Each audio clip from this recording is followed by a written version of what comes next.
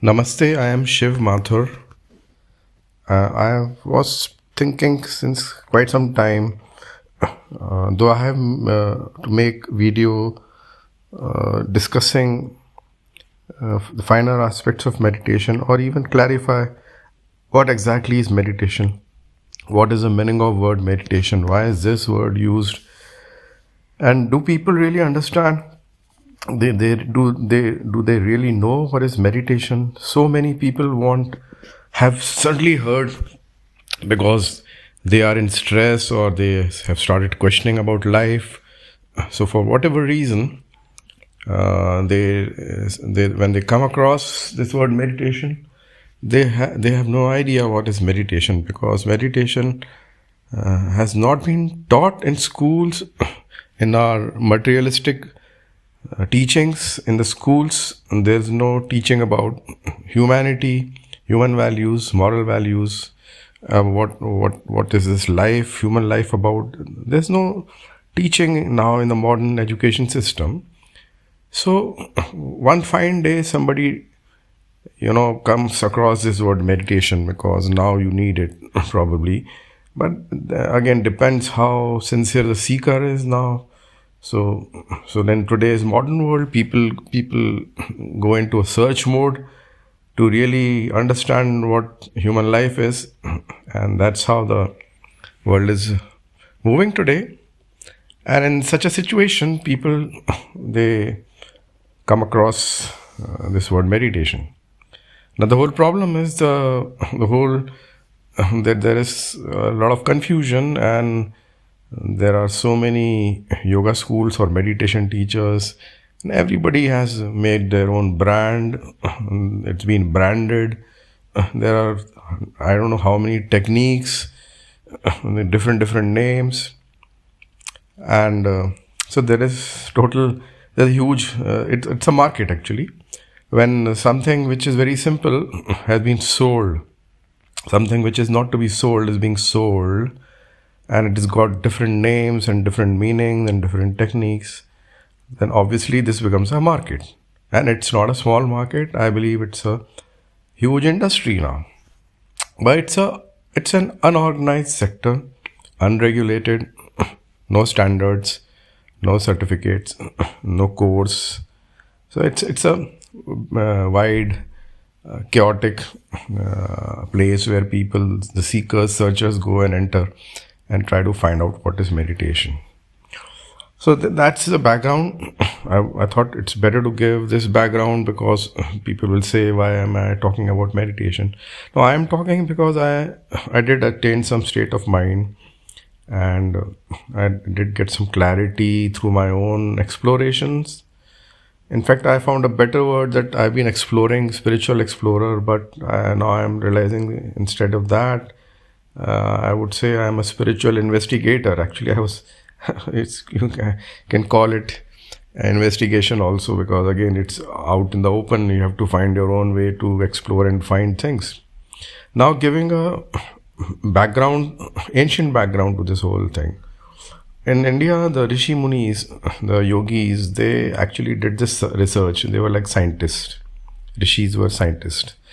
And they used to go into this deep tapasya, and they used to explore and get answers by doing self-inquiry and by going into deep meditations for a very prolonged period of time.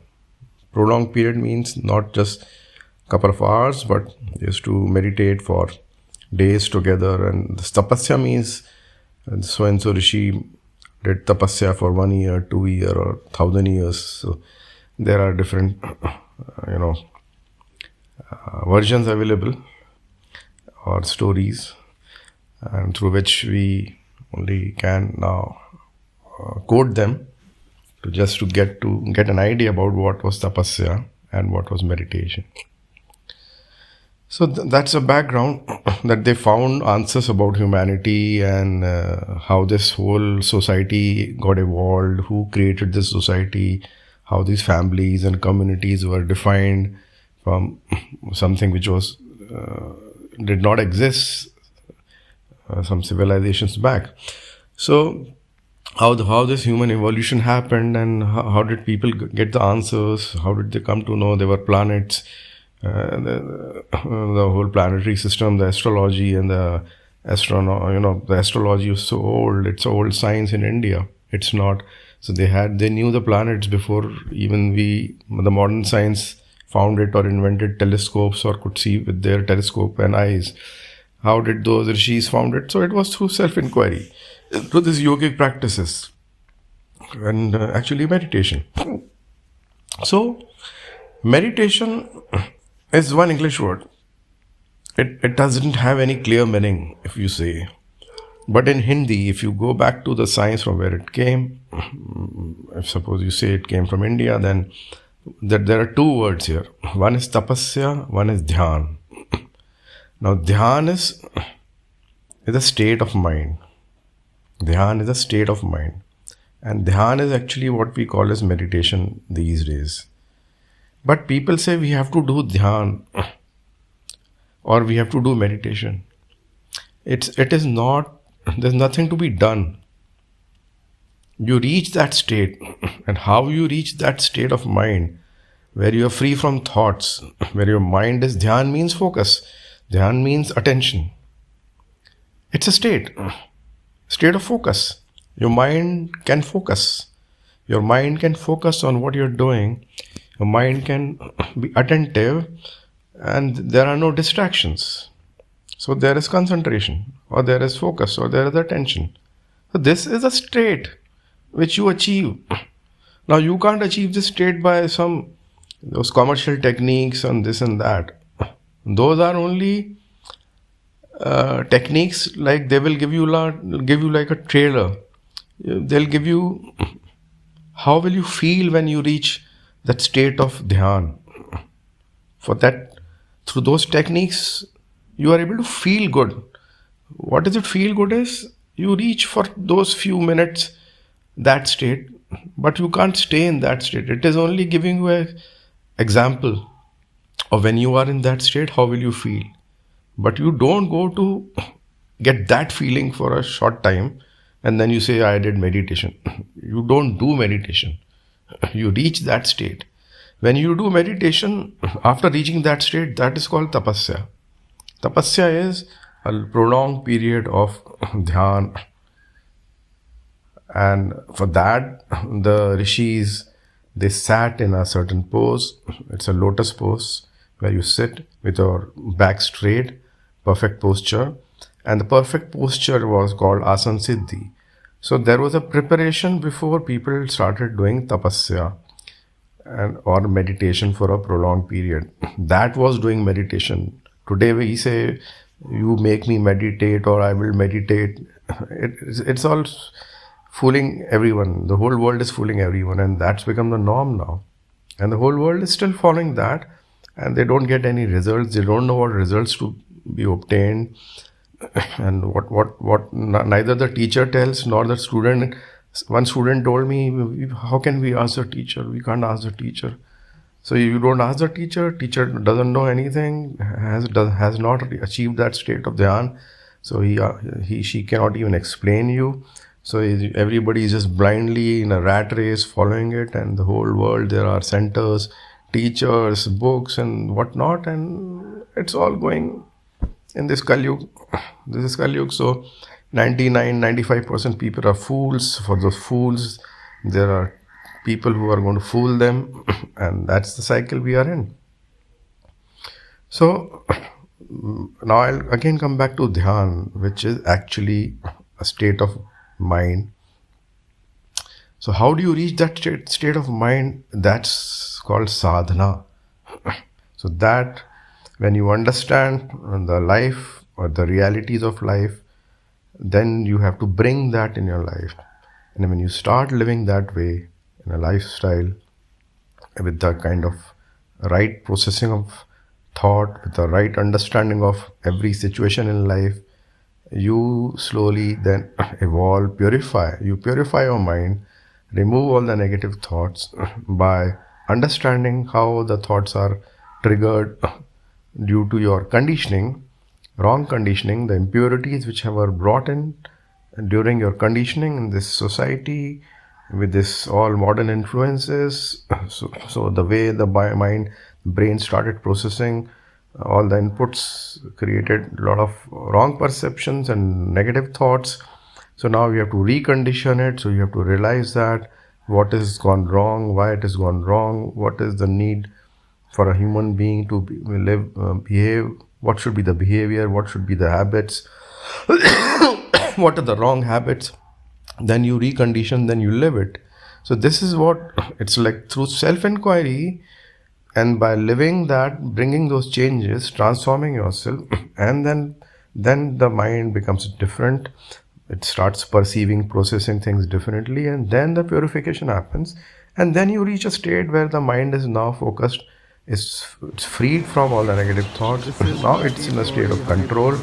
So you have attained mastery over the mind, or you can call in Hindi mind siddhi. Siddhi is mastery. Similarly, now you have attained mind control. Now you also need to have body control, because then you can do tapasya, or then you can do meditation. To be able to do meditation or that tapasya also had a word in English called penance, but penance is many meaning. But in here the meaning is tough practice. It's a very tough practice where you don't eat, you go into meditation for days or months.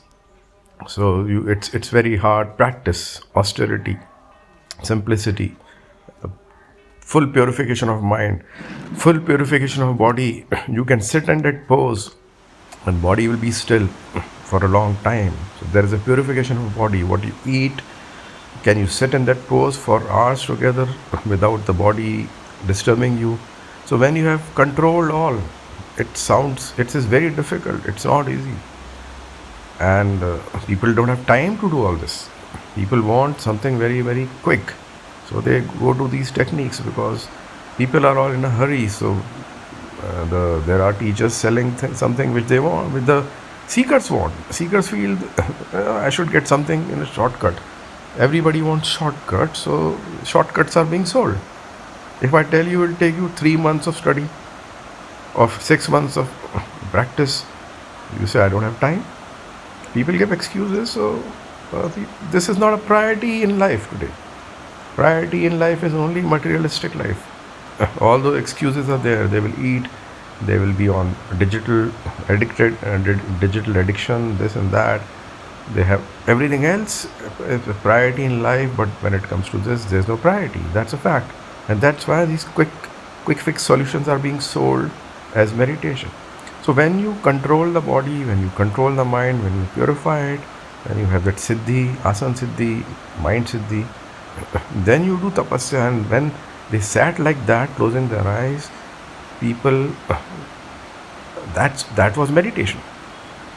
That's real meditation. There is a goal to find something, to research. You're doing a research. You want to know how the universe, how the creation works, how your body works. How did people know about the whole body in ancient times? They did not dissect the body. This modern science was not available, but everything existed even much more advanced than the modern science. Modern science has got huge limitations. Modern science has not been able to decode the brain. And it is not very complicated. So if you spiritually go into the scientific analysis, and through self-inquiry, you will get answers. Science is logic. And when you do Atma Chintan or the self-inquiry or self-analysis through meditation, when you do that meditation, then you will get answers, because you are logically analyzing it with dhyan, with focus. And when you do that, you start getting answers. It's all inside. Humans have everything inside. We connect to our inside. Right now, what is happening is dhyan. Why you are not able to have a dhyan? Why you are not able to have a focus?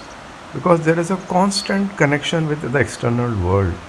Attachments and expectations and belongingness, possessiveness. There is constantly something bothering you. Because of that, you are not able to have that dhyan. These techniques will not give you that dhyan, state of dhyan. And when you can't have dhyan, you can't do meditation. So Dhyan has to be achieved to do meditation. But what people today sit is something that Tapasya pose or the meditation pose, which is done by those rishis for a very different purpose after achieving that state of mind and body. So we are trying to imitate a rishi who has gone through a very strong process of achieving that state, purification of mind and body. And we are trying to sit like that, thinking that we are doing that. It cannot happen. It's a very, very long process. And if I link with the Vedas or Upanishads, Upanishads has got two main sections, Karam Kand and Gyan Kand. So this life is all about karma and dharma of the humans. So when you do your karma as per dharma, if you understand what is dharma, and you based all your karmas are your roles and responsibilities in the society, and if you understand what a karma is and how the karma should be based on, then you become a perfect human being. Then your mind will be purified. And to understand dharma and ensure that all your karmas are based on dharma, that is actually sadhana. And if it is not happening as per that, then you have to bring those changes. That's sadhana. And as you do that slowly through self-inquiry, by living that way, you recondition your body and you reach that state of control of mind. And then your mind is in a state of dhyan, because the mind is now under control, and you focus on whatever you do. You live in the present moment, and then you have to work on purifying your body, eat very sattvic food, and do your exercises. You don't have to do so many yoga poses. That is asana. And you don't have to do pranayam. You breathe normally. Breathing is happening normally. You don't have to. But when God has given a way of breathing, why to tinker with it? God has told you, eat what is grown. Eat raw. Only animals don't cook food. Only humans started cooking food. Eat what is available naturally. Everything grows naturally. See the forest. Who's planted a forest? God has planted the forest. The nature has already provided everything. We started making things. So we deviated from the nature. So our body has suffered. We got ailments. Animals don't have hospitals. Only in the... You don't know how the animals survive and or do they... What happens to them if they are living naturally. We have problems with the pets because they are now living unnaturally because of us. So this is an aspect I thought I will highlight, and to tell you why people need meditation. Just give you another example. All those great success, so-called modern materialistically successful people, maybe some great sports person or film industry, some famous people, personalities, they all they all have been trying to find out how to meditate. Depression, mental health issues, they are existing more as people have acquired more and all. They are mentally unstable people. From outside you just don't come to know, but what's happening behind the doors, you have no idea. And there are, I don't want to take names of those film stars. I mean, if I say Deepika Padukone, she is a famous actress. She herself told she had mental health issues and she was under depressions. You look at Virat Kohli, the famous cricketer. He just a year back he was going on spiritual travel so young because he does meditation, but obviously he doesn't know what is meditation. So he also went on a spiritual quest, spiritual hunt to find out what the hell is life. So Ronaldo, he does meditation. A lot of people do. So it's not, so the point I'm telling is, by being so successful, having so much money, so much fame, still they are also searching for peace. Stress is the outcome of this life. But so where have you gone wrong? When you start finding out, then you realize what your mind is going through. But you don't know why. You don't want to find out why. We have ego, so we don't want to accept. So it's very difficult to recondition ourselves now and go. reverse engineer, our whole conditioning. I think I have spoken a lot as a monologue, because if there is a class, we can have a conversation. But I do have many conversations, but you don't always carry a camera, or every conversation has to be recorded, because conversations or like a podcast can be much more two-way interaction can be more interesting. But fine, it's a monologue, and I thought I will, I might have missed out many points. I'm not sure whether I explained it so well, but probably if you understand what I meant, I hope. And unfortunately, my videos are not getting now very popular. YouTube has capped my channel. It doesn't allow my videos to go up. So whoever sees it, fine, they benefit from it. Maybe someday in life it'll reach the wider audience. Thanks. Good luck.